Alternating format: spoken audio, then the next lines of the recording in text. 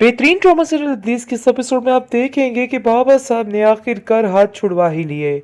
मरियम बेचारी अकेली तन्हा चीखो पुकार कर रही है और इसके साथ कोई भी उसका साथ देने के लिए तैयार नहीं। समरीन तो ऐसे जैसे बहाना चाहती थी, उसको तो बहाना मिल गया है इस लड़की से और बीनी से जान छुड़वाने का। वो साफ साफ कह देती है कि देखो अब हमें कॉल मत करना, चाहे जो मर्जी हो जाए। बेनिश बेचारी जिंदगी मौत के मुंह में घुसी हुई है, उसका तो कोई हाल नहीं है। बहुत परेशान हो चुकी है क्योंकि डॉक्टर्स ने कह दिया है कि इसका फौरी ऑपरेशन किया जाएगा वरना इसकी जान को खतरा है। वो कॉल करती है समरीन को और कहती है कि आंटी मेरी बाबा साहब से बात करवा दीजिए, जिस पर समरीन साफ साफ उसको जवाब दे देती है और कहती है कि तुमने हमें पागल समझा है, हमें पता है कि तुम पैसों का क्या करना चाहती हो, तो इसलिए बेहतर यही है कि फजूल किसी किस्म की कोई बात मत करना। तुम्हारी ये बात बाबा साहब तक नहीं जा सकती है। तुम जो कुछ करने की कोशिश कर रही हो मैं बड़े अच्छे तरीके से जानती हूँ, लेकिन जी आप देखेंगे कि वो बहुत ज़्यादा परेशान होती है और अचानक से वहाँ पे सुल्ताना आंटी आ जाती है शवेज के साथ। ये देख कर के क्यों बार बार ये रो रही है और चीख रही है। आगे से सुल्ताना उसकी मदद करती है और कहती है कि बेटा क्या हो गया, आखिर क्यों चीखो पुकार कर रही हो। जिस पर वो कहती है कि आंटी मैं काफ़ी परेशान हूँ क्योंकि मेरी माँ का डॉक्टर ने ऑपरेशन कह दिया है, जिसकी वजह से वो काफ़ी परेशान है और पैसों का रेंज नहीं हो पा रहा। आगे से वो कहती है कि तुम्हें बाबा साहब से बात करनी चाहिए, वो तो तुमसे बहुत प्यार करते हैं। जिस पर वो साफ साफ कह देती है कि नहीं आप नहीं जानती, मैं बार बार समरीन आंटी को कॉल कर रही हूँ लेकिन उसके बावजूद वो मेरी किसी बात का जवाब नहीं दे रही हैं और मुझे झूठा ही समझ रही हैं। आगे से देखेंगे सुल्ताना कहती है कि फिक्र करने की कोई ज़रूरत नहीं है, जाओ शवेज जो भी सारे बिल और अखराजात हैं हम पे करेंगे, तुम्हें परेशान होने की ज़रूरत नहीं और तुम्हारी माँ को कुछ नहीं होगा। आगे से अब देखेंगे कि सब कुछ जैसे पता चलता है नाबिया को, तो नाबिया गुस्से में आ जाती है और कहती है कि आखिर आप लोगों को क्या पता हो कि ये पैसे कहाँ पे जा रहे हैं और क्या नहीं। जिस पर शवेज उसकी बहुत ज़्यादा रिस्पेक्ट करता है और कहता है कि तुम्हारे बाबा को ये सब कुछ नहीं करना चाहिए था। तुम्हारी माँ ने और बाप ने मिलकर किस तरीके से उसको जलील और रुस्वा किया है आप लोग नहीं जान सकते। इस मुश्किल वक्त में आप लोगों को उसका साथ देना चाहिए था, ना कि आप लोग ने उसको जैसे जलील किया है। मुझे तो समझ नहीं आ रही है। अरे भाई सारे पैसे सारे अखराजात मैंने अपने हाथों से दिए, माना जो कुछ भी हुआ सो हुआ, लेकिन इसका मतलब ये नहीं था कि आप लोग उसको इस तरीके से जलील करते रहो और बार बार उसकी जिल्लत करते रहो।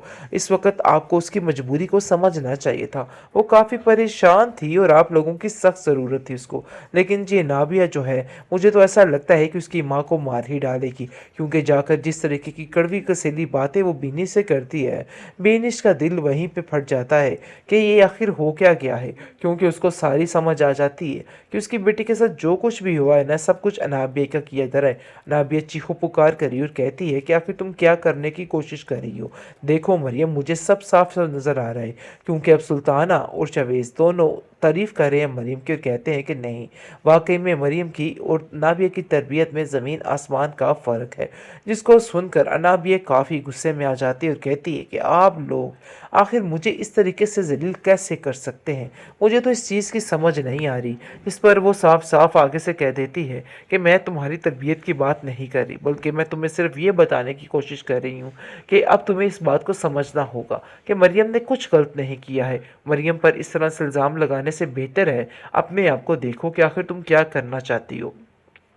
दूसरी तरफ जी आप देखेंगे कि अब शक मरियम का जो है अवैस की बजाय अब जा रहा है अनाबिया की तरफ, क्योंकि उसको समझ आ गई है कि ये वाकई में सारा कुछ इनका मिला जुला किया हुआ है और कुछ भी नहीं है। और हो सकता है कि अवैस ने भी ये सब कुछ ना किया गया हो और अनाबिया ने ही ये सब कुछ अवैस से कहा हो।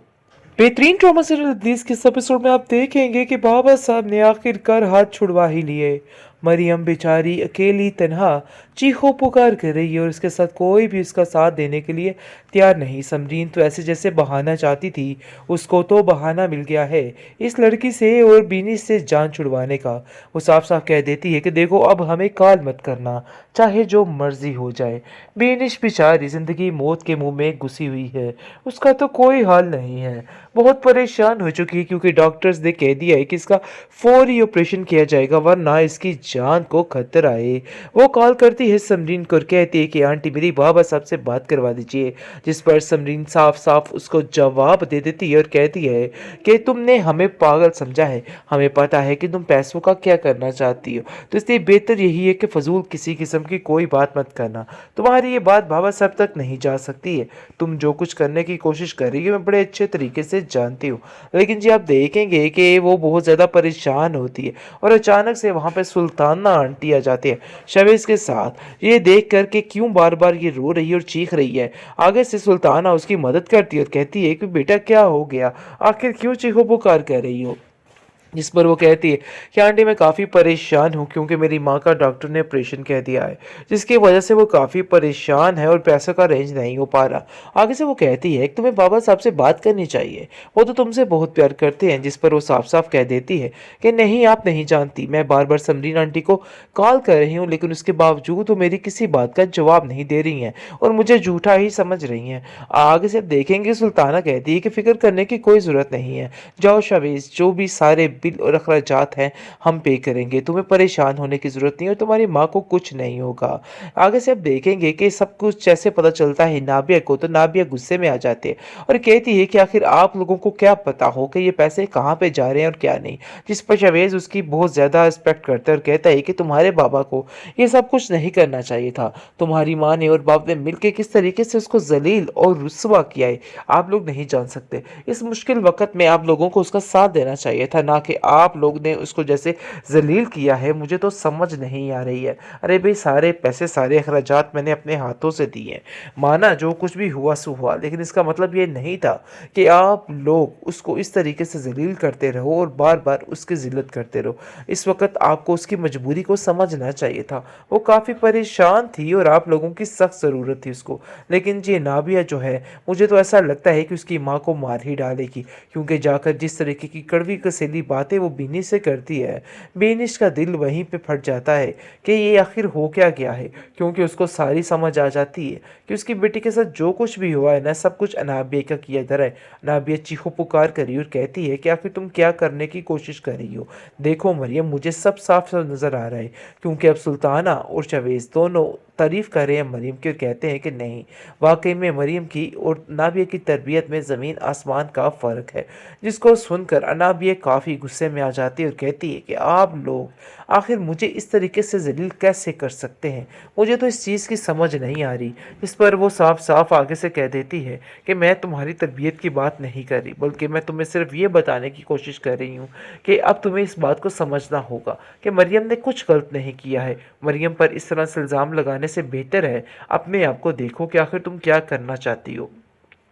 दूसरी तरफ जी आप देखेंगे कि अब शक मरियम का जो है अवैस की बजाय अब जा रहा है अनाबिया की तरफ, क्योंकि उसको समझ आ गई है कि ये वाकई में सारा कुछ इनका मिला जुला किया हुआ है और कुछ भी नहीं है। और हो सकता है कि अवैस ने भी ये सब कुछ ना किया गया हो और अनाबिया ने ही ये सब कुछ अवैस से कहा हो।